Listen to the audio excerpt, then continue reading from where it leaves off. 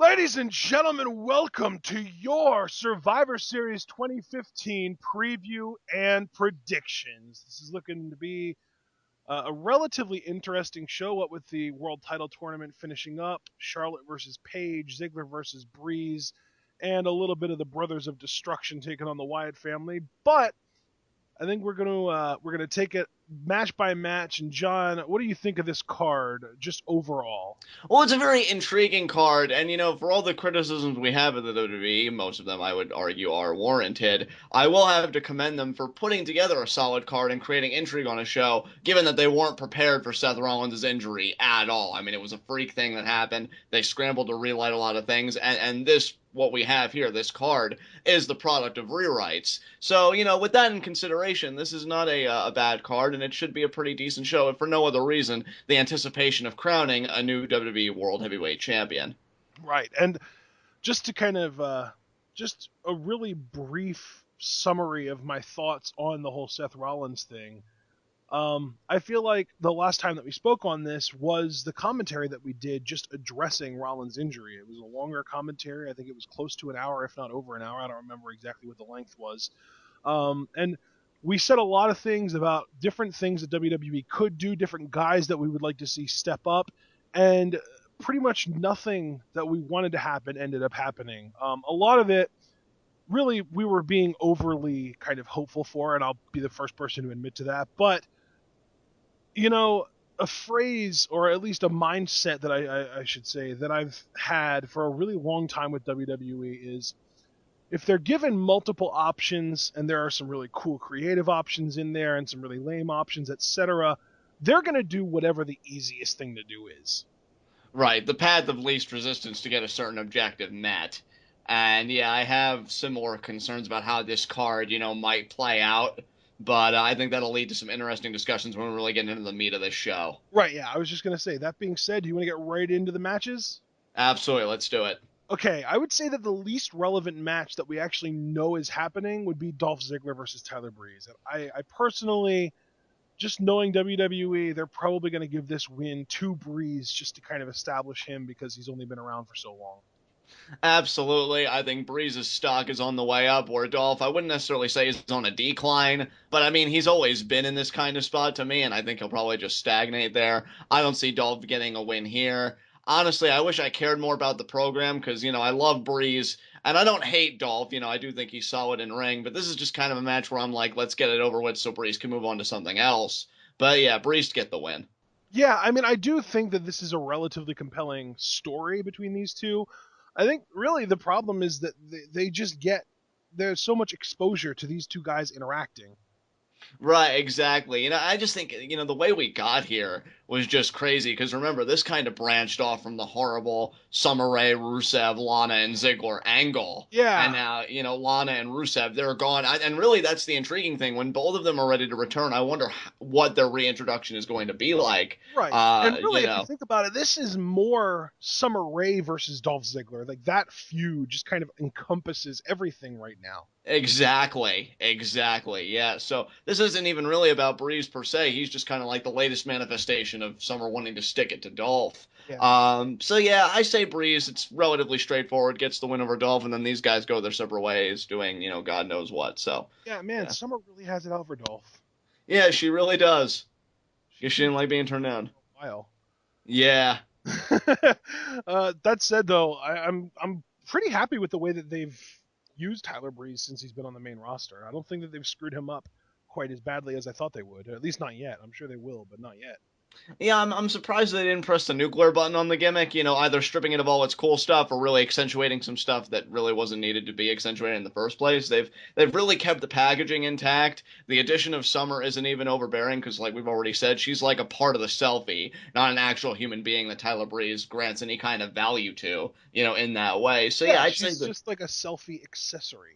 Exactly, exactly. So I'd say the Breeze character is pretty well protected, and I would hope that it would stay that way. But like you, I'm always very cautious. So. Absolutely. So we both agree that Breeze wins that match, but here is an interesting little spin. We know for a fact that we are going to have a 5-on-5 traditional Survivor Series elimination tag team match on this show, but we don't know who's going to be in it. So what I want us to do is see if we can just come to a consensus on a chunk of guys. Maybe we get 5, 6, 7, maybe we even get 8 or 9. I don't know. Just get some kind of a consensus, and then from there, just speculate, right? Right. In my opinion, I think that one side of this, obviously, it's going to be 5 mid card heels versus 5 mid card baby faces. So I'm guessing we're looking at something to the effect of Barrett, Sheamus, Big Show, maybe a heel tag team, maybe New Day gets in on it, versus maybe something like Cesaro, Ryback, Neville, and the Lucha Dragons. I like those two teams. I was actually thinking, because I know they had a match on SmackDown where Cesaro got the win. Maybe they wouldn't be the captains of the teams, but I do agree with you. Cesaro being on one team. I had Miz being on the heel 5-person team. Okay, so do you Yeah. think rather than the oh no, rather than the New Day, it would be Miz and then someone else. Who else would you stick in there? And see, that's the difficult part because I'm not sure who I would stick in there. Maybe Stardust? Yeah, Stardust sounds good. Hasn't he interacted with Cesaro recently? Yeah, he has, so that actually still works. All right. Well, okay. So let's just kind of go over it, see if I can remember all these names. So we have Neville, Right, Kalisto, right? right. Okay. So that's right. We kept the Lucha Dragons. So Neville, Cesaro, Ryback, and the Lucha Dragons versus Big Show, Sheamus, Barrett, Miz, and who did I just mention? Stardust. That's right. Stardust. Yeah. Yeah, I Yeah, would. Yeah, maybe even. I mean, I don't know how serious the WWE is about the Lucha Dragons or just Sin Cara or I mean, not Sin Cara, Kalisto. Maybe rather than having the Lucha Dragons, they would just have like Sin Cara and maybe R-Truth, since he just kind of had a really funny segment on SmackDown. They might want to fit him on this card. yeah, possibly. I could see that happening. Yeah, Regardless, yeah, I was gonna say, regardless, I do see the babyface team going over the heel team, regardless of how they're arranged, just because I'm convinced that Cesaro will be kind of like in that captain role for the yeah, babyface team. yeah, Really, if you want my honest thoughts, and I mean that's why we're here, preview predictions, we get it all out of our system. I think this match is really built around just giving Cesaro some spotlight, seeing as how he didn't make the cut in the tournament. I could see him being the sole survivor of this thing for his team. So you think yeah, so? yeah, I think it's See, to and really to give that kind me, of spot. normally when they do these big 5-on-5 matches where it's just a bunch of random faces and heels mashed together, the face team usually wins pretty dominantly, like 3-0 kind of thing. That is true. You do have a point there. So maybe Cesaro and the Lucha Dragons. I was actually thinking the Lucha Dragons would get pinned and it would be Cesaro, Ryback, and Neville, or maybe That Cesaro and Ryback. that works. Yeah, I could see that totally. Yeah. So Hmm. yeah, that's kind of my thoughts, and I do agree with you that the babyface team is almost definitely winning this. Yeah. I feel like if they would have had a slightly less star-studded, or a slightly more rather star-studded kind of heel team. Like if, say, for example, Del Rio or Owens would have made it to the tournament, or made it to the quarterfinals of the tournament or the semifinals, and if they would have gotten eliminated earlier and they would have been in this match, maybe then the heel team would have won. But as it stands right now, there are just no strong heels left. Right. So it should be a pretty easy win for the babyface team here. Yeah, I mean Yeah. Barrett and Sheamus have both been booked like jokes for months now, so you Right. can't take them seriously. The Miz and Stardust, and that's all assumptions. We don't; those are really more speculation than anything that we just kind of agree on because it makes sense.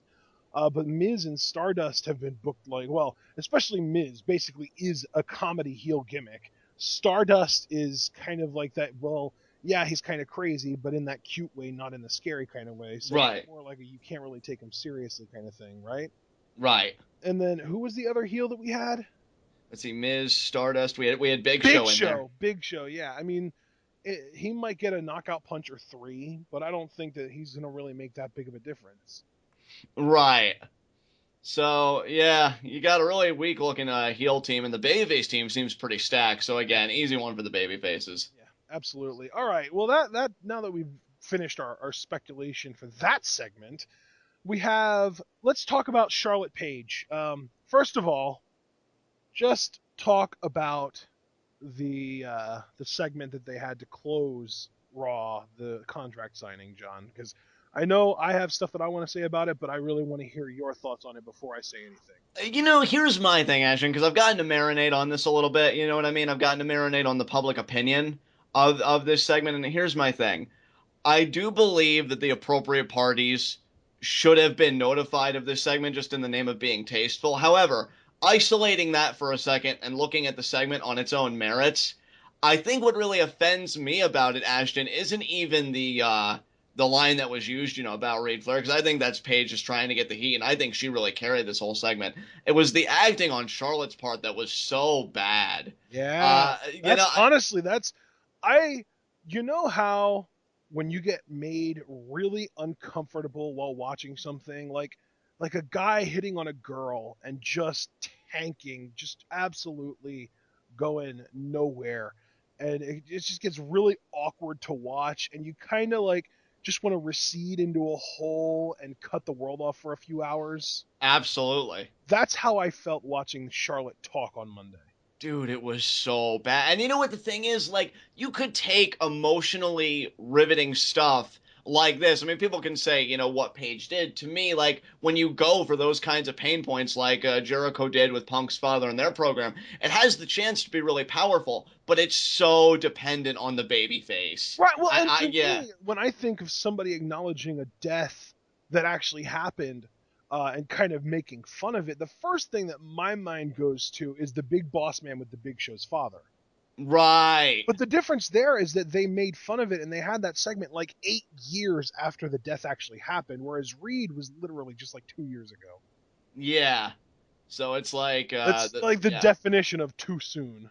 Exactly, exactly. So I mean, yeah, again, like I definitely see the side of poor taste. Again, the appropriate party should have been notified. But when you look at the segment on its own merits, like I feel like if a babyface like Bailey would have been entrusted to carry the gravity of a segment like that, she would have hit it out of the park. I just don't think Charlotte has those kinds of chops. See, and Yeah, John, I agree with you, but only to a degree. I agree with you in that Bailey would have been better in the spot that Charlotte was in than Charlotte. But where I disagree is that Bailey would have handled this exact sort of promo better than Charlotte did, because to me, it's not necessarily just about the delivery. A lot of it is to do with the material. The fact that the WWE's writers thought that it was a really good idea and that the best way to make this feud interesting was to draw on real life events, to me, that just screams lazy writing. it does. I think it does We used communicate an to, I mean, apathetic we part of it. always make fun of Vince Russo because back in his heyday in WCW, everything was a work shoot, brother. And it's just lazy. It's just saying, well, this happened, so let's put this on TV, rather than actually using your creative mind to create something out of nothing, which is what writers are paid to do. Right, and I think, them going that apathetic route, what it really reveals to me is the one flaw, to me personally, that this program has had since the beginning. I really just can't get into either one of these women with the way it's presented. Like, you had Paige, where she turned heel, but then she got back in their good graces, only to turn heel again, their good graces being PCB, Charlotte and Becky. And then you have Charlotte, where to me it's like she's crying all the time. I'm sorry, dude. I know it sounds horrible, but I'm kind of getting annoyed with how often she cries every time she gets on the microphone. It's like, get that stiff upper lip and just deal with it. It just, I don't know. I can't really feel that emotional investment with either one of these women. It's really a shame. Yeah, absolutely. And really, I think that I personally have found myself getting more invested in Paige than in Yeah, Charlotte. And I think Paige is doing a really great job of getting people to hate her because, right. I mean, if you're opposed to excessive obscenities and just horrible things being said to actual human beings, you might want to avoid Facebook. But if you're like me and you're a little bit of a masochist and you don't mind that kind of stuff, people really hate Paige right now. Yeah. And, I do have to give her credit. I feel like the latter half of this program, leading up to that contract signing, she's gotten a bit better. I just think they kind of, botched her in the beginning because the road to even getting her to be heel, I think, was unnecessarily complicated. But I will say they've recovered nice in, the last few shows, especially, again, with this contract signing, which I feel like she carried the whole thing. So I can agree with you about the investment in Paige and her being the more interesting of the two. It's just, man, like, maybe it's just me having that hankering to see Sasha finally get in the title picture because because she was doing something with Natalia, but I feel like that hasn't even been acknowledged in a while. It's You really know, it's so frustrating. funny. I feel like Sasha Banks has become the female answer to Daniel Bryan. Not necessarily in that, she's this incredible technical wrestler that the crowd just gets behind because of that, but more because she's somebody that the crowd really, really wants to see in the spotlight, and the WWE is just flipping everyone off about it. Exactly. It's like, oh, you want Sasha? Yeah, you said we want Charlotte, right? No, no, Sasha. All right, you got Charlotte, and that's pretty much that.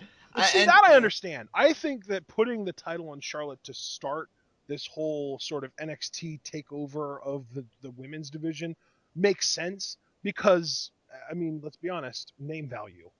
right, of course. That's if you tell a casual fan that Ric Flair has a daughter and that she is the Divas champion right now, they're definitely going to have some kind of interest. Yeah, they're gonna think, oh, I wonder how she turned out. I wonder how she's being booked. What's prestige of the And no, championship? I'm talking Questions like like that. a casual fan. They don't Right. care about how someone's being booked. Well, I think the presentation. I mean, like, oh, I Yeah, wonder how they're handling. Like, it's is she gonna come out in a robe? That kind of thing. yeah. It does get the curiosity stirred. To your point, yeah. I mean, I think I'm just still waiting for that big storyline to happen in the Divas division. I read a columnist a few days ago who said he feels like the tide's really turning for the women in WWE because you just had the takeover. Respect main event with Bayley and Sasha Banks, that 30-minute Iron Woman match. You had the contract signing that recently main evented this Raw. So in their mind, they've got a lot of momentum right now due to the women, and he thinks that a pay-per-view main event isn't that far behind. I vehemently disagree, but I feel like we can make more progress to that when we really get that, I don't know, that really impactful storyline. Because I really don't feel like this storyline has the punch that it needs right now. Yeah, So well, let's just, yeah. and I mean, even if you look at NXT, when Charlotte was the champion, the only thing that she ever really got praised for was that she had good matches with people. And Right. I mean, even that in hindsight, who did she have good matches with? Natalia, Bayley, and Sasha Banks. Right. So, I mean, it's so funny because I've been saying this for probably months now, maybe even over a year. I don't know. Charlotte is literally the female version of Roman Reigns. I've said this for so long, and I honestly, like, I'm waiting for somebody to bring me some little bit of information that disagrees with this theory, but I haven't had anybody say anything yet that has really taken me off of wanting to kind of prove this point. She is where she is based on nepotism. I'm just being blunt. Let's be honest here. She wouldn't be where she is right now if her daddy's name wasn't Ric Flair. That's not me saying that she never would have gotten to where she is, but the fact that she has been with WWE for less than 2 years, and in that time she has already had tons of TV time, tons of exposure, both major female championships in this company. She is a product of nepotism. That's not even to say that she's bad. She's not bad. She's decent in the ring. And my whole thing about her is that when people say, "Oh yeah, those good wrestlers like Sasha Banks and Becky Lynch and Charlotte," I cringe a little bit because Charlotte isn't in the same class as them. Charlotte to me is somebody that can work a good match as long as she's got the dance partner to do it with. She is only ever as good as her partner. That's why nobody ever gets excited about the prospect of Charlotte versus Nikki Bella. But if you put Sasha in there with Nikki Bella, she will pull her up a level or two and put it on a better match. You know what I mean? Yeah, I completely agree with you. So the question is, does Charlotte have the right dance partner in Paige for this match at Survivor Series? Are you expecting anything good from these two? No, I'm not. And it's not because I don't think Paige is a good dance partner. I just am not expecting these two to have exceptional chemistry. That's really what it comes Right. down to me. Because, like, to me, Paige is weird in that she can put on a really amazing match. And it's not even like with Charlotte, the quality of her match is directly proportional to the quality of her opponent in the ring, right? Right. Like the better the opponent she has against to go against in the ring, the better the match ends up being. But with Paige, it's more inconsistent than that because, like, I feel like she has had some amazing matches with Emma, but I wouldn't necessarily say that Emma is better in the ring than Natalia. But Paige and Natalia matches are never really that great. Right. I You know get what what I you're mean? saying. Like they're never Yeah. bad, but they're never on quite the same level as Paige Emma matches. Yeah, you gotta wonder what it is then, because people like Natalia, we can say what we want, but her coming from where she comes from and being in the business as long as she's been, she's kind of like that ring general, I guess. But yeah, I Well, agree and with then you. again with Natalia, I think she is like if we were talking like a tier system, the top tier to me is Sasha and Becky, and that's it. And then a notch below the two of them is like your Natalia, Emma, Paige is probably in that category as well. But really, to me, Sasha and Becky are the top two, like tippy top, can't be touched. Just end the conversation at that point. But Right. I do think that Natalia and Paige, and I would definitely put Emma in a sort of a similar category there, are just a notch below them. I might even put Paige a notch below Emma and Natalia. I don't know. It's there are a lot of details that go into this kind of ranking system, and I'm not going to work them all out while we're recording here. But at the end of the day, what it comes down to is Paige Charlotte is probably going to be a good match, but I'm not expecting an NXT style match of the year candidate out of it. No, I'm certainly not either. I will say, as far as the finish goes, Charlotte to definitely retain here. I don't think Paige is going to be the one to end Charlotte's championship reign. So See, I, and it's funny. I've heard a lot of people saying that too, and I've heard a lot of people saying that they're going to build up to a Charlotte Sasha WrestleMania match. I don't necessarily agree with that. I don't necessarily disagree with it either, but I don't think that that's the absolute, like, this is definitely what they're doing. I would not be surprised if Paige won, if for no other reason, just to have an actually decent talker with the championship as opposed to Charlotte. right. That's my thing because the WWE is really they waffle a lot when it comes to their women's champions, their divas champions, whatever you want to call it. And I think a lot of that has to do with the fact that they don't respect the women as much. So they're just like, oh, well, she's not doing quite as well. So let's just put it on someone else. Whereas, like with Roman Reigns, when they put the title on him, if he doesn't cut good promos, they're going to be like, yeah, well, screw you. He's our guy. Right. I don't know, dude. I can see what you're saying, but I feel like given the slight that Paige afforded Charlotte at the contract signing about her brother, you almost have to let the babyface go over here. You would So I'm think. still But, gonna. I mean, then again, how many years ago was it that Triple H basically told Booker T that his type of people can't be champions and then beat him? That's true, but then again, I mean, if we're really going to talk about that specific example, there have been accusations of WWE being racist for years against black people, and neither of Well, these and women are black, I and mean, there are also accusations of WWE being sexist, so there's that too. that is true. That is true.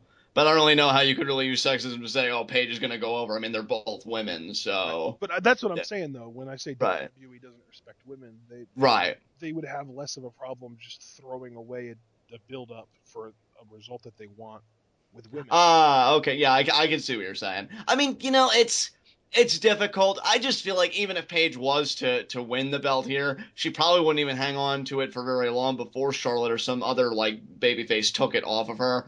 I'm just gonna go the conservative route. I say Charlotte wins via submission. I So agree. I mean, that's my prediction too, just because I like to play it safe with these predictions, and that's my thing too. Is with predictions, with this specific set of predictions, I'm going full on. Uh, I guess you could say salt mode because I'm picking everything that I can possibly pick that is something that WWE would totally do just to spite me.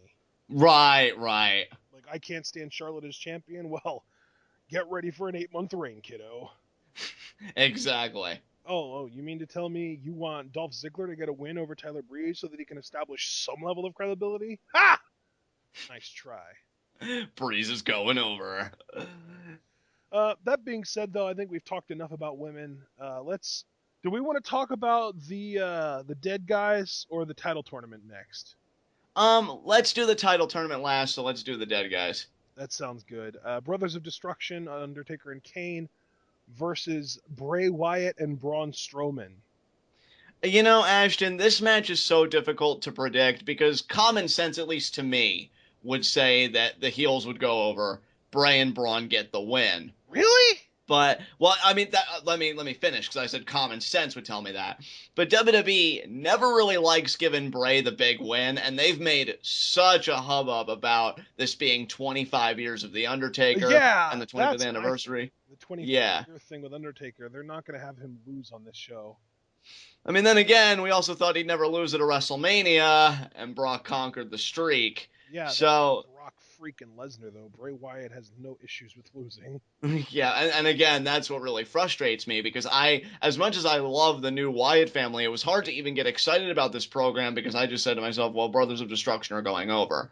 And much like the Divas Championship match, I'm going to play the conservative route. I do say Brothers of Destruction win, but let me just say this. I really am hoping the Wyatt family gets the win. I'm hoping Bray pins The Undertaker and they get that win. I don't really see why Undertaker at this stage of his career or Kane as a team need a win. I understand celebrating the Undertaker. How much celebration is a win really going to give? You know, it's not really going to add much to the idea of 25 years of Undertaker. But yeah, Brothers of Destruction for the win, unfortunately, in my book. Right. Yeah, I agree that it's unfortunate how much of a foregone conclusion it is that the Brothers of Destruction are going to win. But to me, I mean, even if you want to go by common sense, it's still got to be the Brothers of Destruction. Just because, I mean, yeah, to me, one of two guys is getting pinned in this match, and it's either going to be Bray Wyatt or Kane. Right. They're going to protect Taker. They're going to protect Strowman. Those guys are fine. It really comes down to, is the Undertaker going to pin Bray Wyatt, or is somebody going to pin Kane? And I don't necessarily know there, just because to me, if they want to, they could do, because this is like the Undertaker's final hurrah, right? Right. Well, they could do a whole storyline of him cutting ties with people in his past. Right. And I think Kane would be a great place to start. So Kane eats the pin and then Taker buries him. Okay. Okay. I could see that happening, but again, sticking with the whole ha ha ha screw you Ashton theory, I'm gonna just go with the Wyatt family to win, or I'm sorry, the Brothers of Destruction to win, with Taker pinning Bray. Yeah, I have to agree. Sucks to say it, but I think you're right. I will say this though. I don't know if I've said this on an episode of TwitWow or actually on a video that we put up on my channel. I think Braun Strowman is currently my favorite WWE superstar. He's awesome. I absolutely love this dude as far as just his presence and the fact that he actually acts his size is such a rarity these days. And I just like he does everything right that Luke Harper does right, cranked up to 11, and he has the look to pull it off. Whereas with Harper, like, yeah, he's tall, but he's kind of lanky looking, you know? Exactly. Strowman has the look to pull it off because he's just massive. Yeah, Strowman has a great look, and I just, Braun I Strowman is a very large, very dense human being, and I would exactly. not want to meet him in any alley, whether light or dark. There you go. I mean, couldn't have said it any better myself. So So, now let's yeah. talk about this tournament. Yes, which matchup should we talk about first? Well, let's talk about the foregone conclusion: Reigns over Del Rio, right? Absolutely, without question. Is Owens gonna win just so that when Reigns wins the title, people don't boo it, or is Ambrose gonna win so that one of these guys turns heel? To me, I know WWE can do some pretty stupid shit. I mean, we've both seen it. I do think, though, they're going to be smart enough to go for the point of tension because they'll want people to be actively watching on the network. So I do think Ambrose is going to overcome Owens. Though, may I just say, as a side note, Owens is freaking amazing. Like, I'm not even trying to set this up so I can do the whole he's a father, damn it kind of thing. I I'm also want just to pointing point out. out Yeah, this is an Atlanta crowd, so very marquee. Not necessarily like the hardcores. Like this isn't the type of crowd that would boo John Cena or cheer for Kevin Owens. right. Which is why, like, just knowing that and knowing that the WWE probably knows that, I think I'm actually going to pick Kevin Owens. Yeah, and here's the thing. I wouldn't be bothered by that one bit because I don't know if you saw Kevin Owens' sit down interview with Michael Cole. The guy is gold. Every time you give him a microphone or he gets a chance to speak, he hits it out of the park. Yeah. And I even posted on Pweetop recently, the day that WWE really takes an active interest in Owens, like in terms of the main event level, oh my God, that programming is going to be amazing because Owens is just a stupendous character. That said, I mean, I have to disagree with you here, bro. I still think Ambrose is getting the win. I No, think they look. that's my thing too, John. I think that the possibility of Ambrose winning, like to me, it's like 50-50. I think it could go either way. I'm only picking Kevin Owens out of spite Right. Because to me, the thing that would make me the most angry is if the WWE intentionally went out of their way to just build this entire tournament around making Roman Reigns a babyface champion. And the best way for them to do that in this scenario is for Kevin Owens, who is a much stronger heel character, to beat Ambrose, get that heat, and then when Reigns beats him, there will be less hate on Reigns, less heat on Reigns, and more people being happy that he won and not Owens. I mean, everything you're saying is making perfect sense to me, which is precisely why WWE probably won't do it.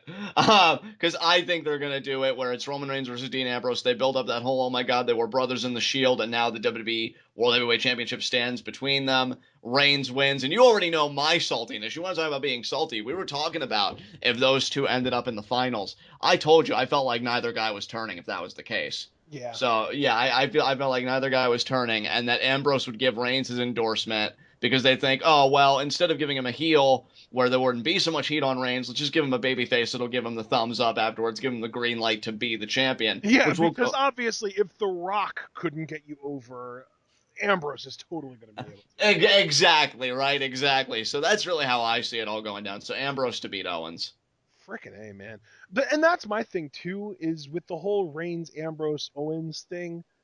I think it really just kind of comes down to, does it matter? It doesn't really matter who his opponent is. Roman Reigns is winning the title. End of story. Yeah, to me, it's just inconceivable that Roman Reigns wouldn't walk out with the championship because, I mean, I even read a report, Ashton, a few days ago that there is growing support internally within the WWE to put the belt on Ambrose. Yeah, I But I read mean, that same report, but it was on Wrestling Inc., and they didn't have a source, so it was complete BS as far as I'm concerned. right, right. And even if it were true, though, what I'm saying is, even if we entertain the notion, like, how do you go about that? Because to me, if he wins as a babyface, cool. But to me, I think what upsets me the most isn't even the idea that Roman Reigns is winning. It's the idea we're not going to get a turn. They're going to play this totally straight to me. And that's what I think is just so distressing to me because you're really going to try and pass Roman Reigns off as a babyface champion. Yep. And to me, it would make all of Triple H's manipulation and his conversations with all these guys, it would render it completely moot, like completely pointless. Oh, To you mean me, kind of like how the entire stipulation of last year's Survivor Series was rendered completely moot and pointless after a month? yeah, that's true. Yeah. Yeah, just so many things about this rub me the wrong way, but I'm not going to indulge in that this time. I say Roman Reigns takes it all, especially in the finals at the expense of Dean Ambrose, which really, really freaking sucks with nobody turning. Yeah, it does. And I think that's the thing that I'm most salty about is just the fact that we've got so much potential. And I know that we bring it up a lot.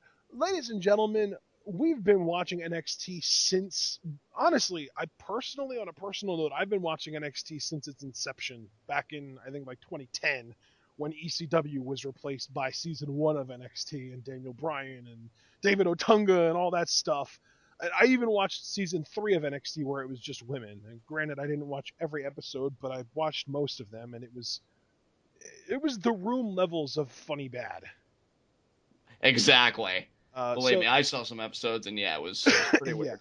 yeah. So, but regardless, as far as the actual NXT and Full Sail goes, we've been watching that and reviewing that since its inception. We've been on top of that train, and it's just because, I mean, we watched FCW before that, and FCW was amazing in my opinion.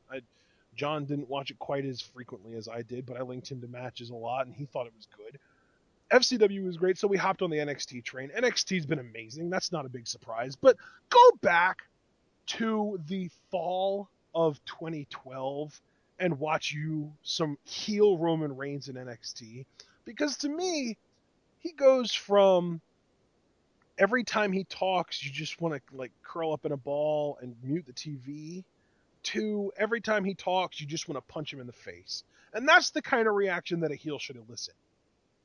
Completely agree. I mean, I think back to what I'll call LeBron James' version of Roman Reigns, where he comes out in the suit and he knows how good he is. Like, The I thorough. pitch the thoroughbred. That was the word we used. When I think That about was the the word he thoroughbred Roman Reigns, used. that was the word he used. Yeah, I remember he He even called used it. himself Yeah. the thoroughbred. thoroughbred. Yeah, The like thoroughbred, yeah. I remember at one point Saxton was the commentator or the announcer, and he was just like, "Come over here, kid," and then he whispered in his ear, and Saxton was like, "The thoroughbred Roman Reigns," Like and then yeah. Reigns grabbed the mic and he was like, "You're no longer needed here, kid. Get out of here." It was so good. I just look at the thoroughbred Roman Reigns and I picture him in a suit, standing side by side with Triple H and Triple H, Stephanie, yes. and the image just feels so right. And It again, does. And not to that's go, the crappy thing too, is it's all Vince. Vince refuses to turn Reigns heel. Why? Because he is convinced that Roman Reigns is going to be his next top face star. Well, yeah, no kidding. John Cena's your face star for the last decade, and he was an amazing heel at first too. Just because somebody is a heel for a period of time doesn't mean that they've done irreversible damage to their babyface status. exactly. I mean, look at the guys that do turn face. That when they were heels, they did abominable things. I mean, Triple Stone H. Cold Steve Austin pulled a gun on Vince McMahon, okay? Exactly. I mean, Triple H had that long feud with Shawn Michaels where he, kayfabe crippled him with a sledgehammer at one point. Yeah. Like, don't even get me started on how the mind games he played with Kane. But like, they came back from that. There's The no reason why. Undertaker buried Paul Bearer in cement, Yeah, and he's the most beloved figure in wrestling history, arguably. exactly. Like Roman Reigns hasn't done nearly as much like abominable things or things that are unpardonable, for him to have a heel turn and irreparable damage to your point be done. And that's just the funny thing to me. I don't even disagree with you about, the last year at Survivor Series, Team Authority versus Team Cena when they rendered that completely useless and just irrelevant like a month later. But having You gotta Triple H know me go around better than that, John. I'm gonna kill him anyway. Exactly. And I just look at this whole thing, this whole dynamic, and I look at Triple H, relentlessly campaigning to people. And in the back of my mind, I think, well, the authority always wins. Triple H wouldn't do all this campaigning unless he reached somebody. And then I think, well, could they reach Ambrose? But the problem with I was Ambrose thinking is it about would. Owens. I was thinking, could they reach Owens? Could we get an Owens Reigns finals where Owens has the authority's backing and Reigns still manages to overcome because LOL Reigns reigns? Oh my God, that would tick me off. To see, there's really no outcome except Roman Reigns turning heel that wouldn't cheese me off. Granted, me being ticked off would come in varying degrees depending on where they went with all of this. Because then there are people that are like, oh, what if Dean Ambrose turns heel? To me, a corporate heel kind of Dean Ambrose does not work at all. It just feels wrong to even say. It's funny because a lot of people are saying that, and the more I think about it, the more I kind of process it, the more I almost feel like that could work, but only if they gave him almost like a Joker gimmick. Because, like, the Joker, whenever you see him, whether it's in comics or in The Dark Knight or whatever, he's always wearing a suit. I mean, it's not like a three-piece suit, but he's always wearing a suit. So the Right. suit thing, I think, could work for Ambrose if they made it look Dean Ambrose-y enough, if that makes sense. Right. Like I I don't could know, man. totally, I think he could pull it off. And besides, didn't he used to come out in a suit when he was with the Shield every now and then, That is true. like I think, award yeah. ceremonies and stuff like that? Like, Yeah. didn't the Shield accept a Slammy where they were all wearing suits? I believe they did. Right. So it's not like Ambrose wearing a suit is an unimaginable thing. I think that the issue there is more character related because just the idea that this whole unhinged guy, well, and that again, that could work because he's unhinged, so he doesn't really know what he's doing, and then the authority gets in his mind and they give him something to believe in and he buys into it. I could buy that. Well, yeah, I mean, my critiques were, like you were saying, more character based because I just can't picture him being that lock and step kind of guy when he Right. is unhinged. But I think your counterexample, I think it creates a little narrow passageway for it to work. But Yeah. you'd have to give WWE the credit, like the motivation and the ingenuity to Right. make it work. And I just Right. don't think they possess it right Yeah, I now. mean that's the thing is what it comes down to is in order for it to work, it would have to be written properly, and I don't trust WWE to do that.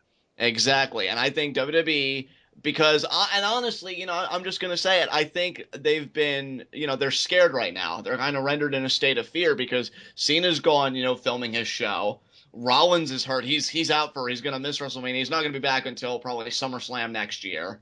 I think Rand, his timeline, he could be back as early as like I want to say Money in the Bank next year, but the latest time that we'll see him is it's It's SummerSlam, so I mean, from what I'm hearing, Randy Orton's shoulder injury, because he's had a history of, shoulder problems, is he has particularly one more. serious at He's the got to moment. retire.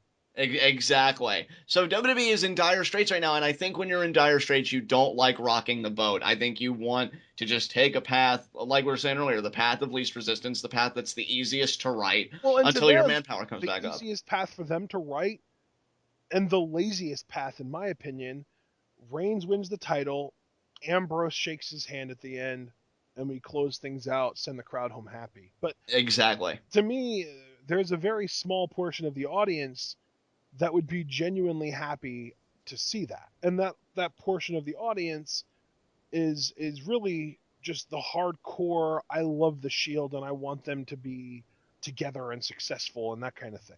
Right, Because right. even the casual audience, I mean, who does Reigns feud with then? Because Kevin Owens is the Intercontinental Champion. He's got his own stuff to do. Alberto Del Rio is the United States Champion. He's got his own stuff to do. If you don't turn either one of these guys heel, we're going to be stuck with the Big Show main eventing another pay per view. Exactly. Or he reverts back to his feud with Bray Wyatt, and I want those two guys to have space right now.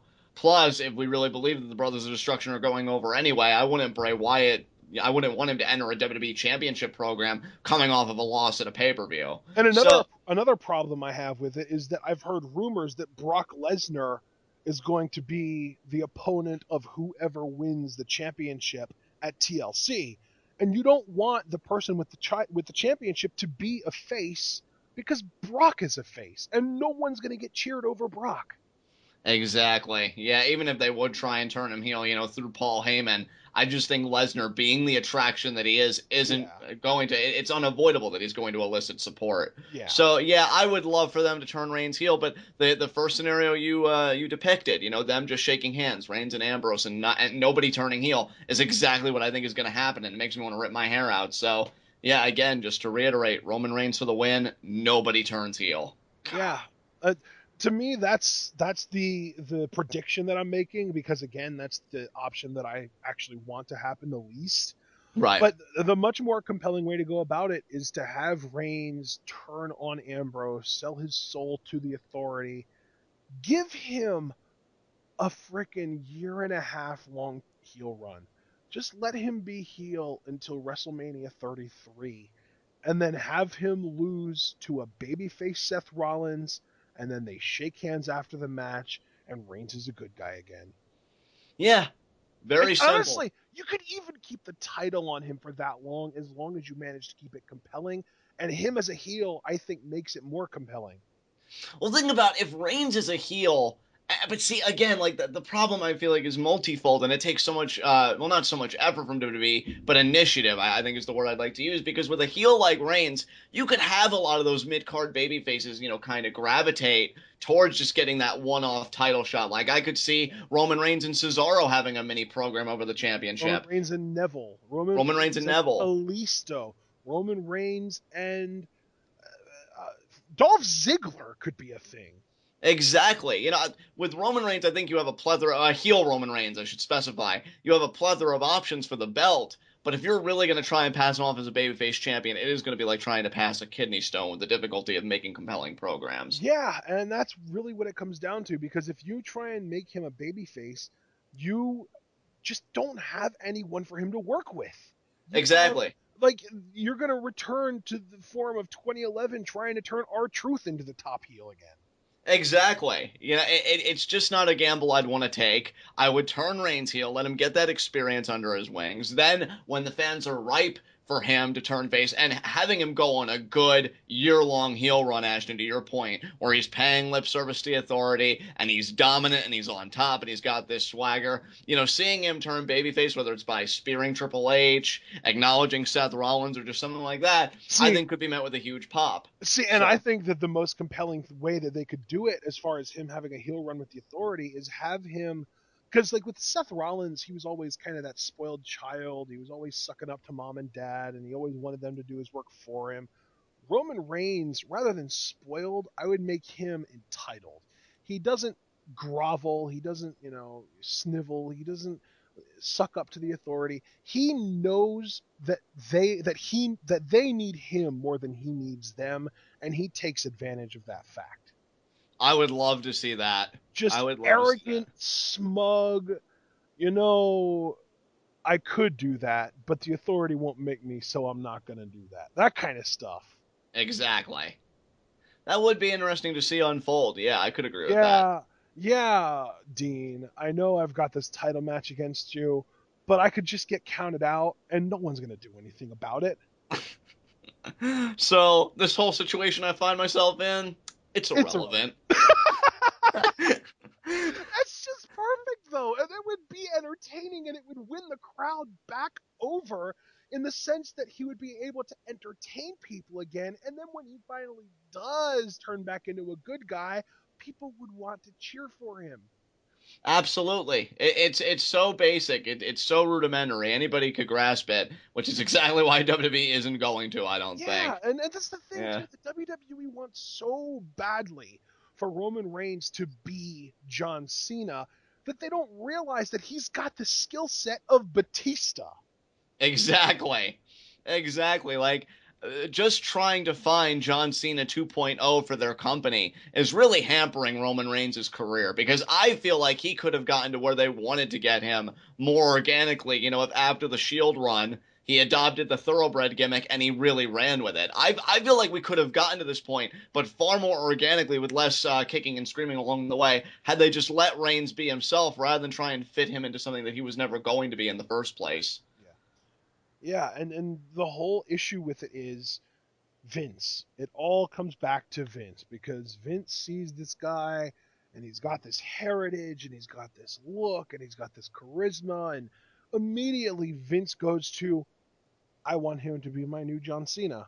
But if you look at the history of the WWE's top guys, no two consecutive guys are the same. Hulk Hogan was like 6'8", 300 pounds, big, larger than life, blonde, bleach blonde hair, bronze skin, big 24-inch python's brother.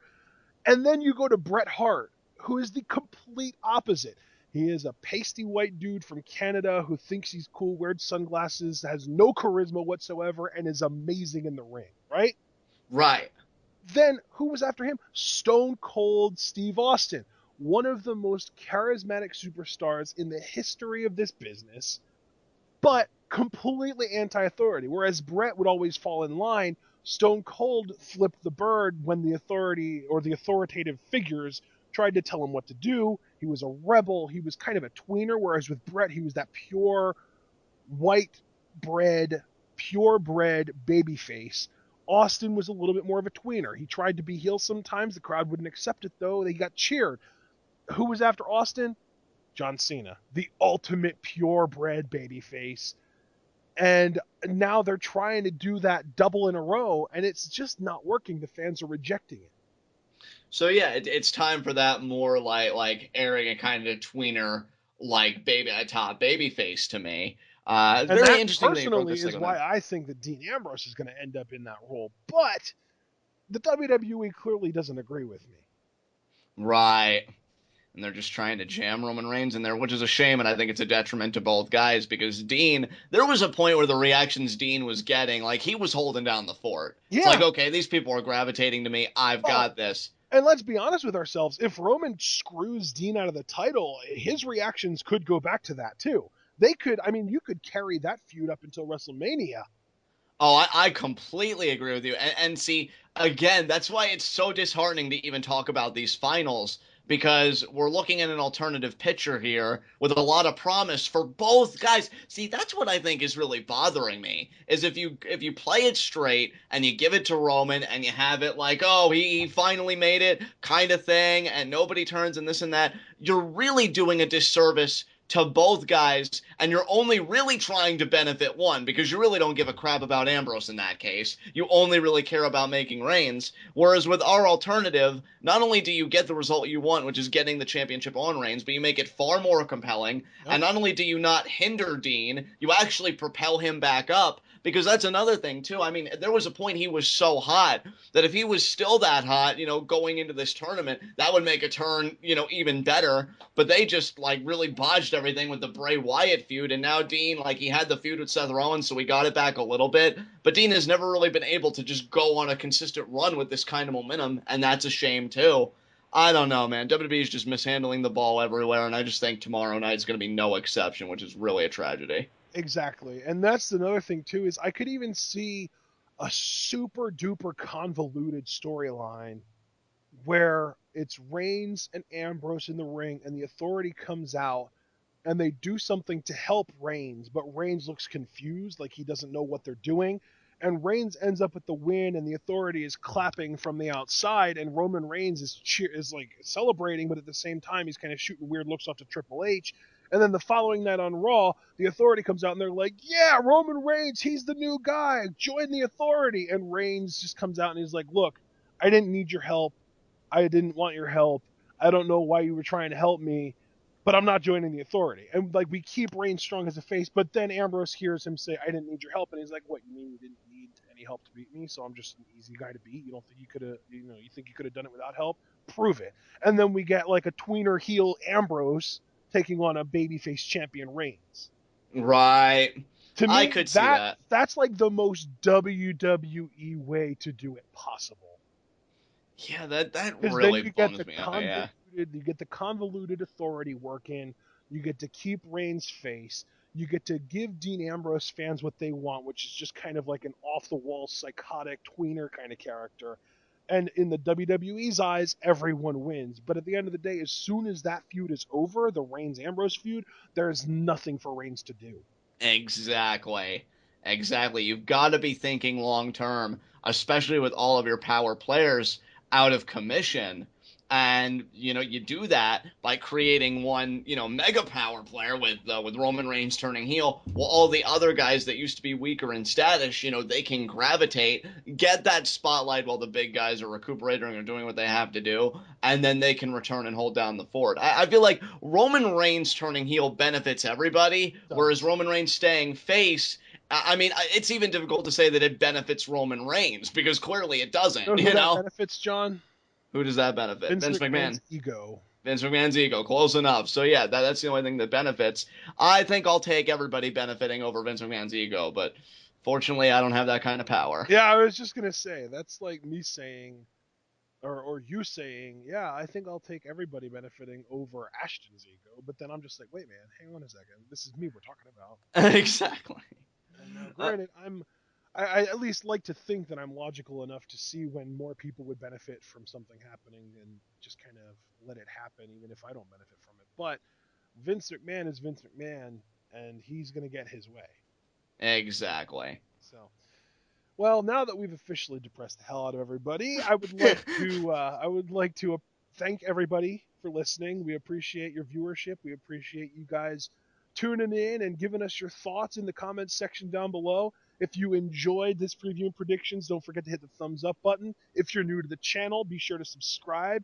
We do a lot of content. We have 3 Lucha Underground videos coming out every week. We review NXT every week, and every now and then we'll decide to toss out a topical video. Plus, of course, we do preview predictions and live reactions to every pay-per-view we can get our hands on. Sadly, the ROH content has been kind of thrown out the window recently, but that's pretty much the only thing we still try and cover as much New Japan and WWE and NXT and Lucha Underground when it comes back in January, which is going to be amazing as we can. And until next time, which is going to be tomorrow night for live reactions, we will see you guys then.